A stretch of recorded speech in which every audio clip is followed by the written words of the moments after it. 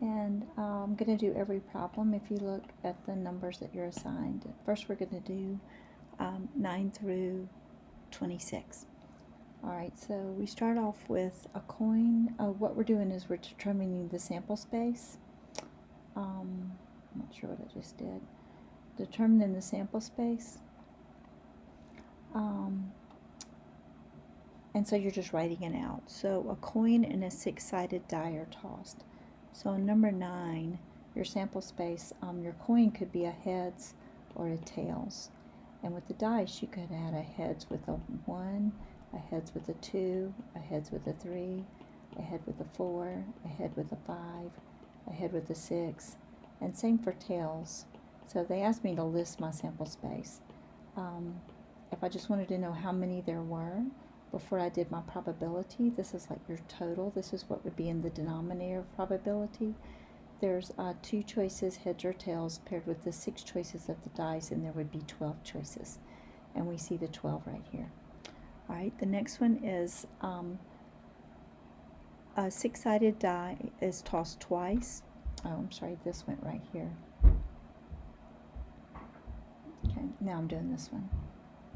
Okay. A six-sided die is tossed twice, and the results of roll 1 and roll 2 are recorded. Right, and I'm going to give you something called a dice chart also. If you start to list them, you could roll a 1 and a 1, a 1 and a 2, a 1 and a 3, a 1 and a 4, a 1 and a 5, a 1 and a 6. As the 2 die roll, you're like counting what's up on the die is what they mean by that. Or the different types of things you could have. It's not really the sum, but I'm going to talk about that. There's 1, 2, 3, 4, 5, 6 for each roll of the dice. You could have 2 with a 1, a 2 with a 2, a 2 with a 3, a 2 with a 4, a 2 with a 5, a 2 with a 6. And the book is really asking you to list all 36 of these. So there's 36 of these. You don't have to list them all for homework, but I'm going to show you something that we're going to use later called a dice chart that some people use in probability if you're talking a lot about rolling 2 dice. So a dice chart, I saw somebody do this a long time ago, and I always use it if it starts asking me dice questions. With one die, you could roll these numbers, and with the other die, you could roll these numbers. So it's like a table. And this gives you the sum of the dice. It would be 1, a 1 and a 2 would give a 3, a 1 with a 3 would give you 4, 5, 6, 7. And inside here is the sum total of the 2 die. A 2 with a 1 gives you, a 1 with a 1 gives you 2. So you get to see that it goes pretty fast. 2, 3, 4, 5, 6, 7. This one's going to go 3, 4, 5, 6, 7, 8. This one's going to go 2, 3, 4, 5, 6, 7, 8, 9. Double check it. 3 and a 6 gives you a 9. This one's going to be a 4 and a 1 is a 5. 6, 7, 8, 9, 10. A 5 and a 1, 6, 7, 8, 9, 10, 11. And a 6 and a 1, 7, 8, 9, 10, 11. And the highest you can roll with 2 dice is 12. But there's 36 different rolls that you can get. And here they are right here. And I'll come back to this. I use this if somebody starts asking me a lot of questions about dice. So I'll come back to this. All right, now back to the first slide. So we're on number 11. Okay, so a taste tester has to rank 3 different varieties of orange juice, A, B, and C. All right, so there's going to be 6 ways to do that. We could even count them like we did earlier, but let me do it first. So this is number 11. You could have orange juice A, B, C, orange juice A, C, B, orange juice B, C, A. So they're ranking them in order of preference. So these are different rankings, C, A, B, C, B, A. And so there's actually 6 of them, and I wrote down my sample space. So that's the answer to 11. If you're really going to want to learn to know how many there are, and so you have 3 choices, A, B, or C, and then you're going to choose between the other two and then 1. So sometimes you can use your old permutations to do this. 3 factorial would give you 6 ways. All right, number 12. It's interesting. It's not worded very well. I have to be careful on a test. 2 marbles are selected at random. There's 2 reds, 2 blues, and a yellow. So I haven't listed my ways yet. You're going to draw 2 marbles without replacement. So that means you're not going to put it back in the bag once you pull one out. So maybe your first one is a red and then a blue. Or maybe you did a red and a yellow. Now, would you be able to tell if you did this red with this blue or this red with this blue? So I myself am not counting it as a different one. You also could get a red with a red. You could get a red with a red with a blue, a red with this blue, or a red with a yellow. You could get a blue and a blue, or you could first draw a blue and a red. I wouldn't be able to tell if I drew this blue and a red, or I could draw a blue and a Y. Now, some people, depending on how it's worded, would count this one as the same. And so then you could have a red and a blue, a red and a yellow, a blue and a blue, a blue and a yellow, and not count this one as 5. If you're going to count, if somebody said that you couldn't, that it mattered the order, let me get a better pen. In black, I would say a red and a red, a red and a blue, a red and a yellow, a blue and a blue, a blue and a red, a blue and a yellow, and then a yellow and a blue, and a yellow and a red. So I'd have to be really careful how I worded it, because this gives us 8 ways. If the order does matter. I'm going to go on and answer it as if the order doesn't matter, and this is the way that I got them. A red with a red with a blue, which is the same thing as this one, a red with a yellow, which is the same thing as this one, a yellow with a blue, which is the same thing as this one, and a blue with a blue. That got really ugly, I'm sorry, and I realized just now that it ran into the bottom. But hopefully you realize what I was saying. So 12, I wouldn't even ask you on a test unless I would clarify that a whole lot more. All right, now going on to slide 3 and the next homework problems. And so we have find the probability. Okay, they wrote us our sample space. They're tossing a coin 3 times.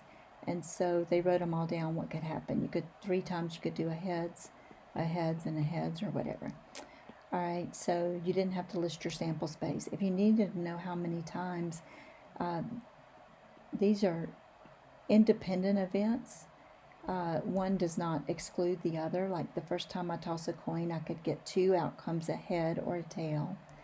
And that does not affect my next outcome or my next outcome. So you see we have 2 times 2 times 2 is 8. So it's not really a permutation here, but it's one of our counting principles. The probability of getting exactly 2 heads, if you count those up, 2 heads, there's exactly 2 heads. There's 1, 2, 3, I think there's just 3 of those. And so we have 3 out of 8. So our probability, answer to number 13, is 3 out of 8. All right, now number 14, the probability of getting a head on the first toss. So you could get a head. I know they have them listed, we're going to count them. But the next one could be a head on the first toss, and then you don't care what the other 2s are. The other 2 tosses are. But we can count them. There's a head on the first toss, 1, 2, 3, 4. So 4 out of 8, or a 1/2 probability, 50%. Number 15 was a probability of getting at least 1 head. So at least 1 head means that you didn't get this. I know there's a 1/8 chance that there is no head. So at least 1 head is 1 minus that, which is a good way to do sometimes things that are at least that are hard to count the ways it can be done and subtract. This is so small we could have also counted it for 7/8. Number 16, the probability of getting at least 2 heads. All right, so that means that I could have 3 heads. And so you have at least 2 heads, 1, 2, 3, 4. So that one would be 4 out of 8, or 1/2. When the sample spaces get really, really large, you're always looking for, like, still maybe start a little list or a somewhat medium-sized list and looking for a pattern, and your counting principles will be combining those things. Number 17, 18, 19. Okay, I can move this over. Okay, so finding the probability. So we have 52 cards. Spades, diamonds, clubs, and hearts. And there's 3 face cards in each one: Jack, King, Queen, Jack, Queen, King of each one of these. If you don't know about cards, the spades are black, the clubs are black, the diamonds are red, and the hearts are red. Okay, so you want the probability out of a standard deck of 52 playing cards, no jokers or anything if you play cards. So you want to know if the card is a face card. So for number 17, we have 12 out of 52 are face cards. And then you would reduce that, divide that by 4, and you get 3 out of, 13. All right, number 18. The card is a black card. Half of them are black, so 26 out of 52, so half of them. Number 19. The card is a face card in the suit of spades. So there's only 3 face cards in the suit of spades. Okay, so you have 3 out of 52.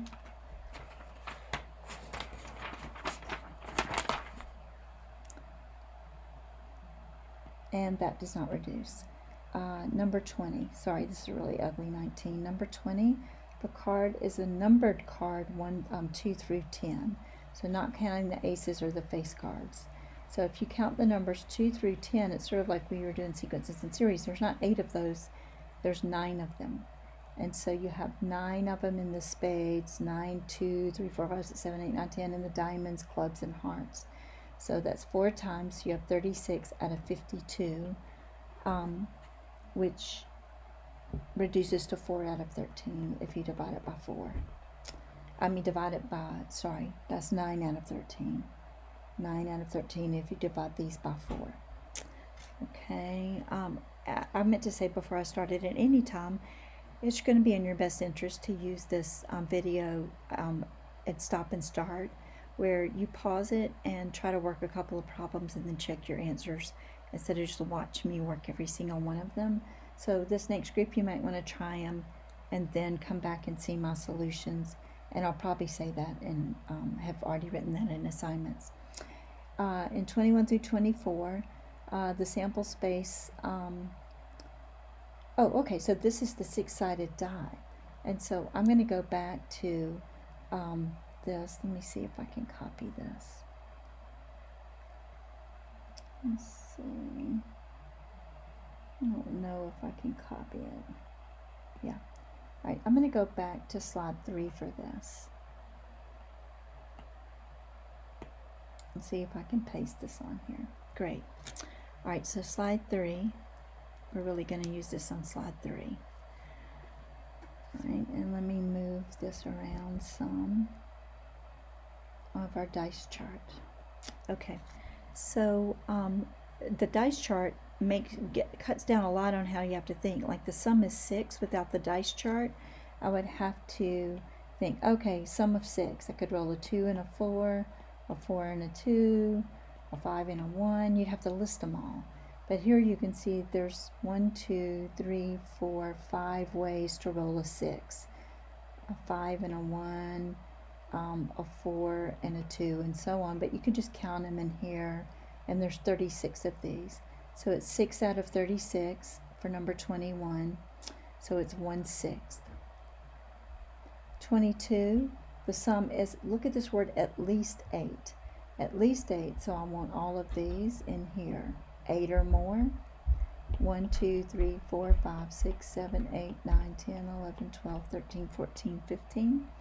And so that would be 15 out of 36. And you can reduce that by 3, and you get 5 out of 12.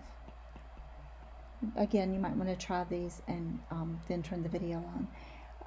The sum is less than 11.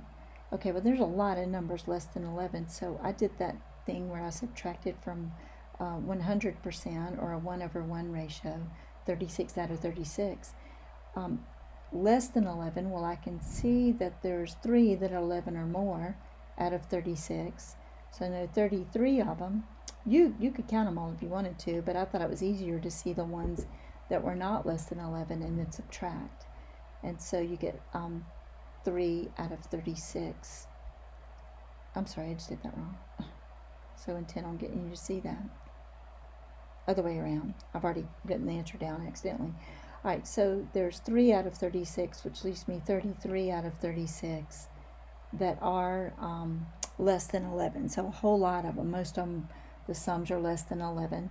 That reduces to 11 out of 11 out of 12, I believe. So most of them are less than 11. Number 24, the sum is odd or prime. All right, here's my odd numbers. All right, my odd numbers are 1, 2, I'm counting, 3, 4, 5, 6, 7, 8, 9, 10, 11, 12, 13, 14, 15, 16, 17, 18. So right now I have 18 odd numbers, and some of those are also prime, so there's some overlap.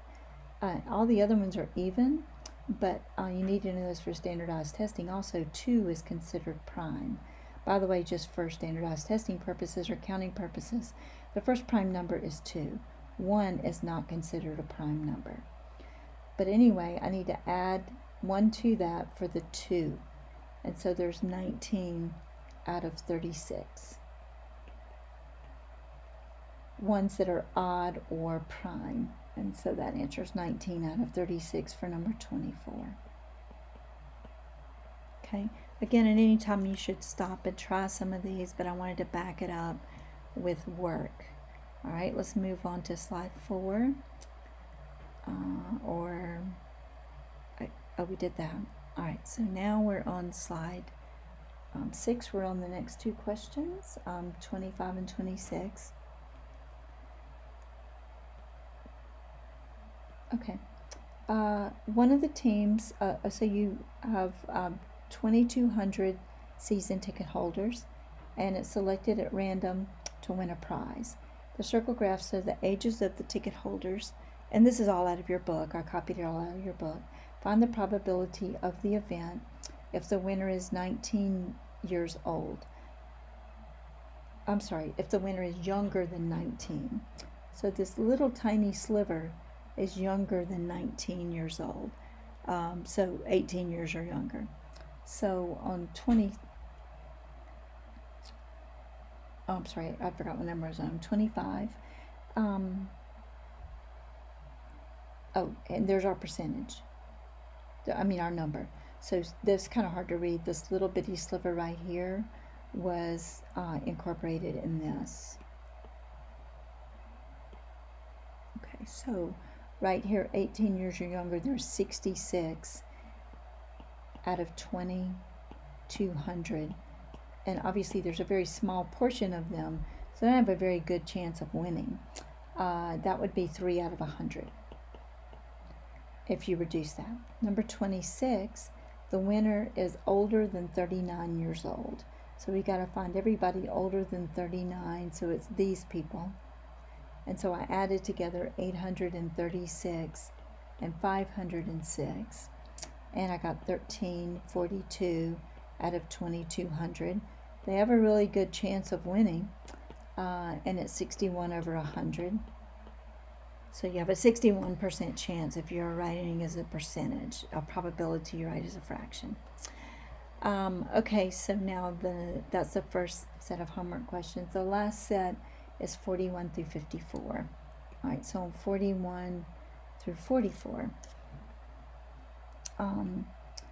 one card is, so we're back at cards, our playing cards of 52. So when it says use a formula, this means are they mutually exclusive events? Is there some overlap we need to take care of? On 41, the card is a club or a king. All right, so for 41, there's 13 clubs. There's 4 kings in a deck of cards, but one of those kings is also a club. So you have the king of clubs that's already been counted in all of your clubs, and so you don't want to double count it. And so that gives you, let's see, this would give you 17 minus 1, or 16 out of 52, which reduces to 4 out of 13. Again, can't say it enough, you should pause and try some of these on your own and double check your answers. And then you have an explanation here if you need one. The card is a face card or a black card, or you're going to add your 2 probabilities together. The card is a face card. There's 12 Jack, Queen, King of each suit, 12 out of 52, and there's 26 cards that are black. Half of them are black. Now, how many face cards are black, though? Because you've double counted them. You've counted all your face cards, but there's a Jack, Queen, King, Jack, Queen, King that are also included in the blacks with the clubs and the spades. And so I'm going to have to subtract off 6 of those, because 6 of those are blacks and kings. Right? And that gives me 32 out of 52, which reduces to 8 over 13. All right, 43. All right, the card is a face card or a 2. All right, face cards, we have 12 out of 52, and none of them are a 2. And we have 4 2s, 4 of hearts, 4 of diamonds, 4 of clubs, 4 of spades out of 52. And there's no overlap, so you don't really have to say this part, but just letting you know there is no overlap there. And so you get 16 out of 52, which reduces to 4/13. All right, the card is a heart or a spade. So I'm going to be working number 14 in red so you can see it. All right, a heart is, how many hearts do we have? 13 out of 52.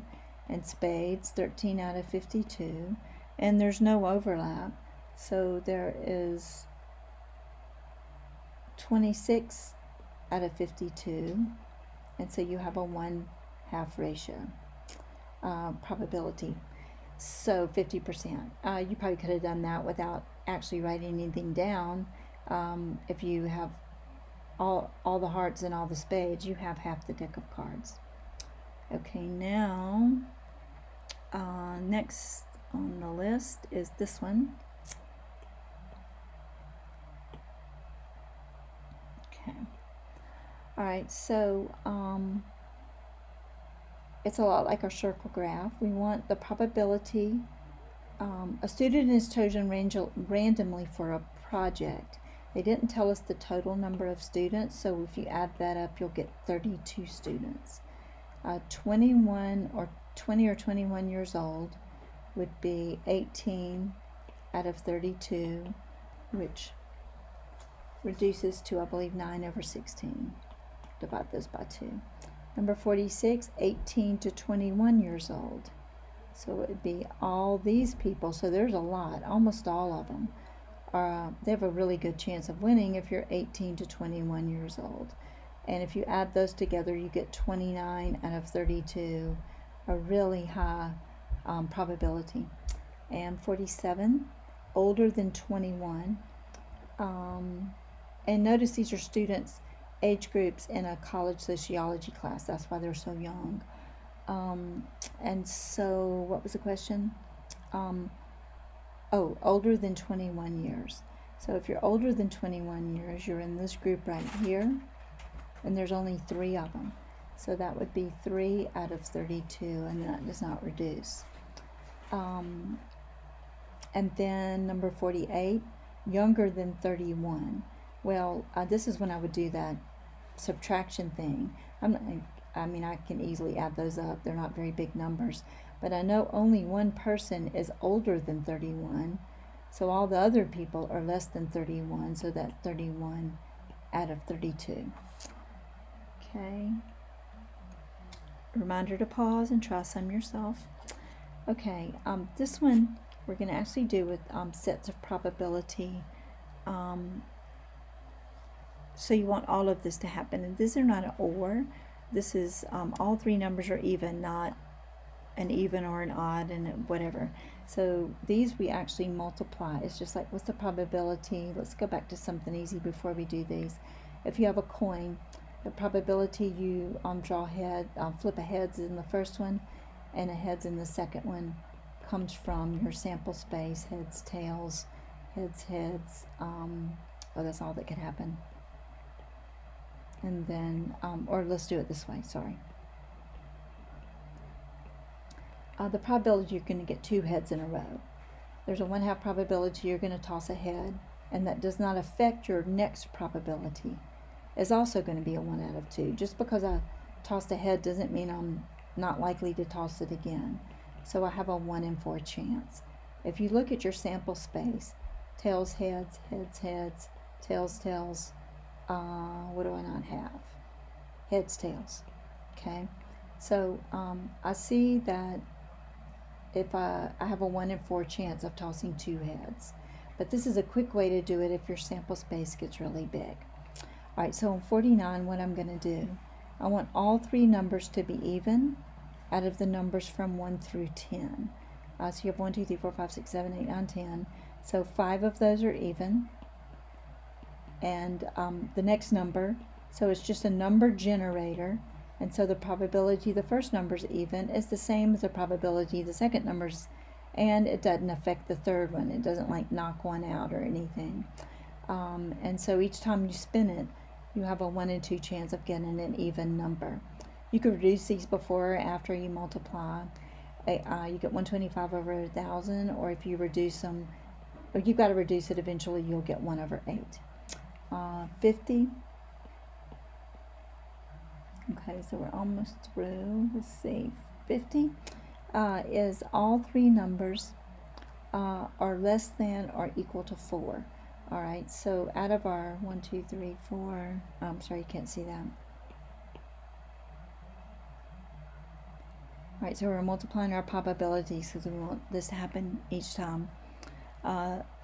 So we have 1, 2, 3, 4, 5, 6, 7, 8, 9, 10 are our numbers they've given us, so it's not like the digits. And what are we doing? Oh, we're doing this one, sorry. All three numbers are less than or equal to 4. So less than or equal to 4. So we have 4 of those. And all three numbers are going to be that way. And you can reduce before or after. These are all 2/5. So you get 8 over 125. Number 51. Two numbers are less than 5 and the other one is 10. Alright, so if it's less than 5, it's the same thing we just did, is a 4 out of 10 and a 4 out of 10. But the third number, the other number is going to be a 10, so your chances are lower of this happening. So you have a 1 in 10 chance of getting that 10. And that gives you 40 over 100, which I believe reduces to 2/5. Oh, I'm sorry, I didn't multiply it. It gives you, I don't know where I got 40. Sorry, you get 16 over 1,000. But if you reduce it, you have 2/5, 2/5, and 1/10. So you get 4 over, what is that, 250? Divide that by 2, and you get 2 out of 125, which you would have gotten if you'd reduced this. So the answer is 2 out of 125. All right, 52 is just highlighted for some reason. I guess when I copied it out of my book, I had highlighted it. So here, let's move him. Nope, I didn't move that. Well, I can't move him. All right, so we'll move this down, and I'll work 52 up here. All right, so 52, one number is a 2, 4, or 6. So there's 3 of those. And the other 2 numbers are odd. There's 5 of those. So if it's an or, you add. If it's an and, you're going to multiply. You want one number and the next number and the next number, like that. And so on 52, you multiply it all out and you get 225. Let's see, 25. Let's see. Did I work that right? Because that's not 225. Oh, I was looking at something else. I'm sorry. 75. 25 times 3, 75 over 1,000, which you could reduce, but it'd be easier to reduce before you go, before you multiply. 3/10 times 1/2 times 1/2. You can see it's going to be 3 over 40. And so that's this one. Okay, almost through. So on this last slide,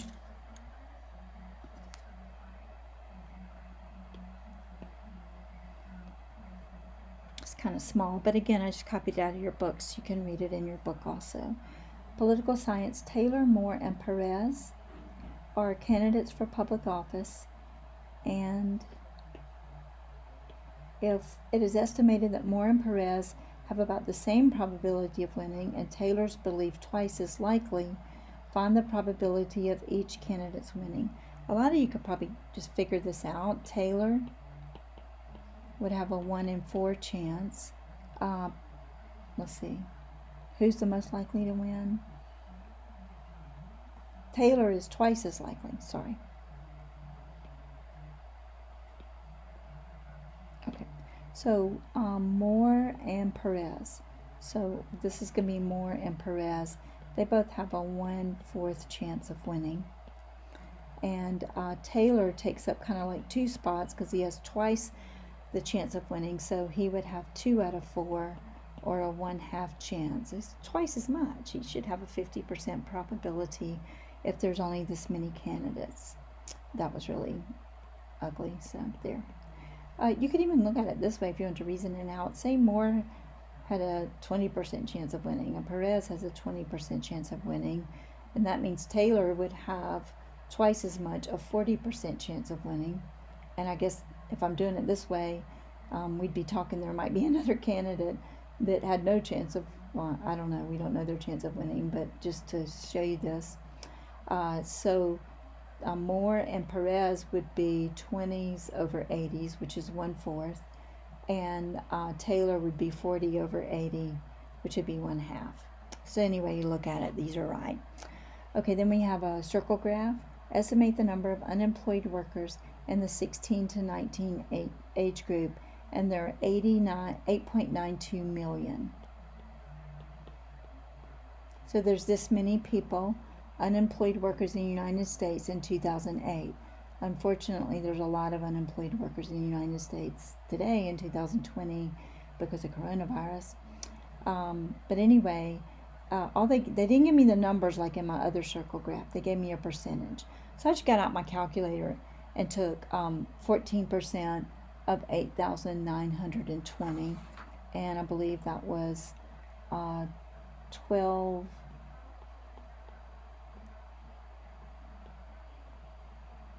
Let's see, 1.2.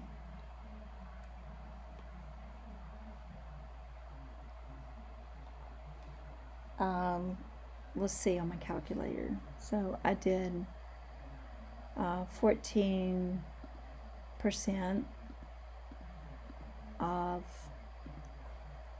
8.92, and I've got to put enough zeros in to make it a million.